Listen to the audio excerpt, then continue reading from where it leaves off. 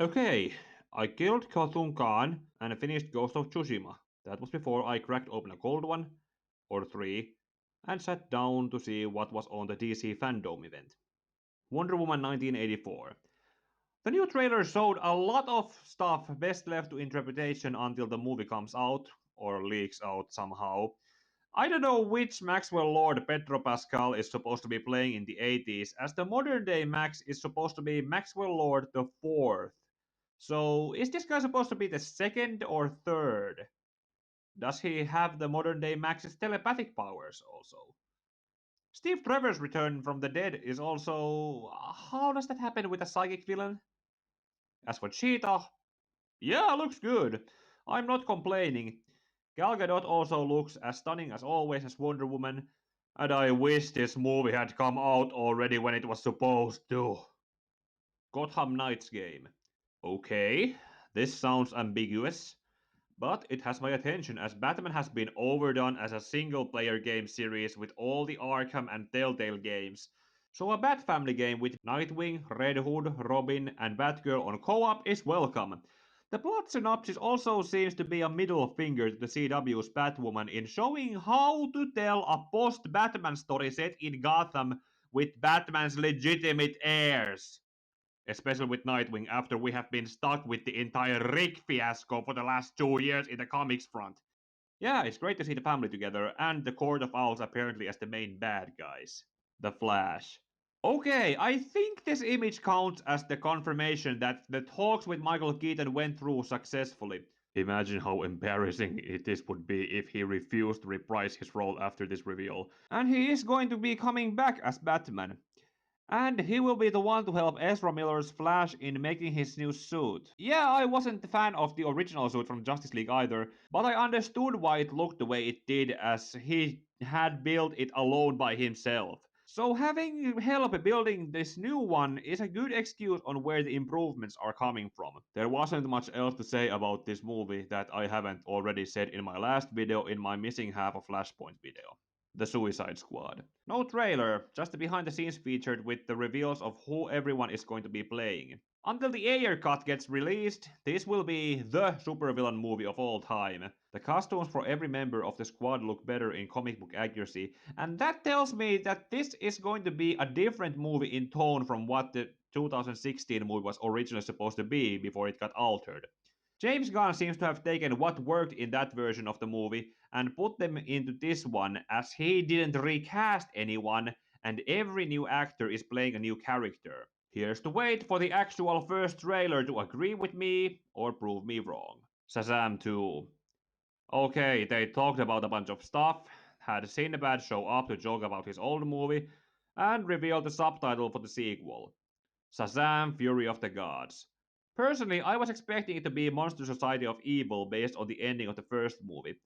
If this is a way to subvert my expectations, then I don't know what to expect.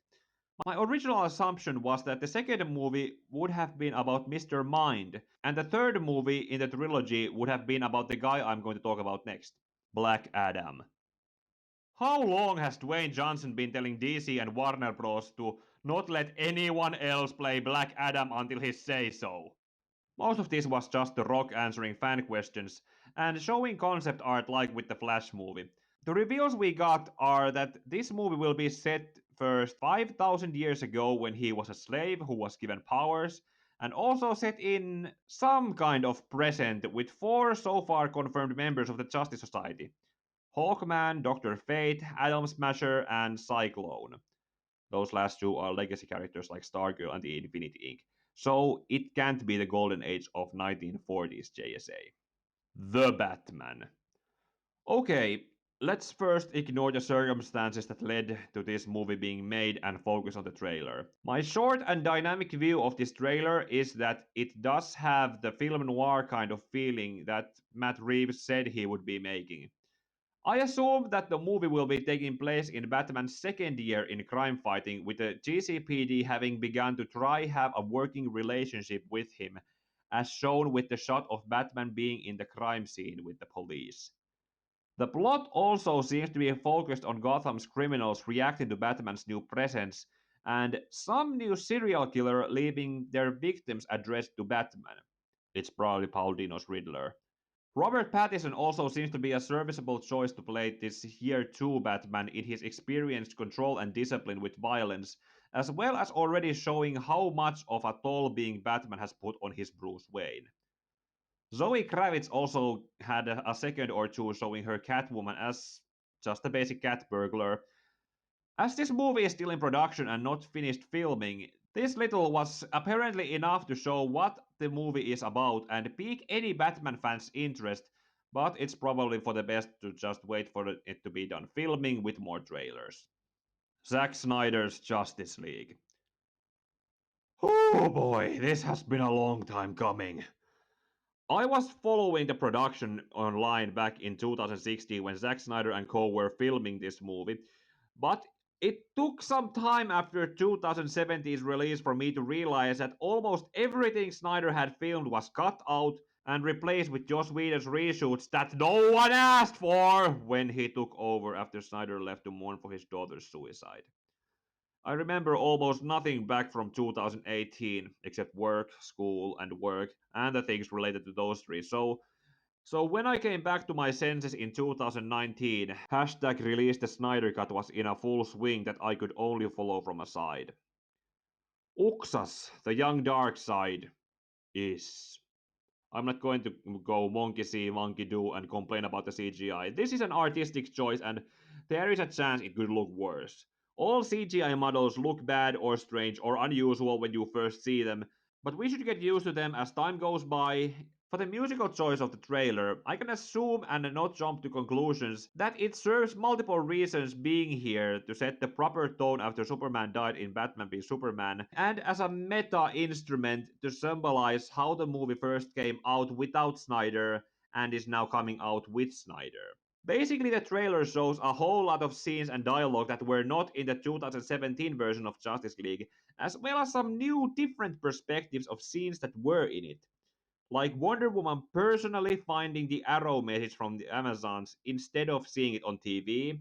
This shot of Ben Affleck's Bruce Wayne looking at this hologram, Ezra Miller's Barry Allen saving Kiersey Clemens' Iris West, Superman in the black suit, Aquaman getting his first armor and his mother's trident, as well as a lot of scenes from Ray Fisher's Cyborg, which makes me understand why he has recently gone to accuse Joss Whedon and Jeff Johns for unprofessional behavior during 2017's reshoots. This version of Justice League will be released on HBO Max in 2021 as a four-part series of 1 hour long episodes, which I agree is a better format to release it than as a 4 hour movie. No one has time to sit down and watch a movie for 4 hours straight. And before I end this video, I just want to say that the DC fandom was not the perfect thing DC fans could have hoped for.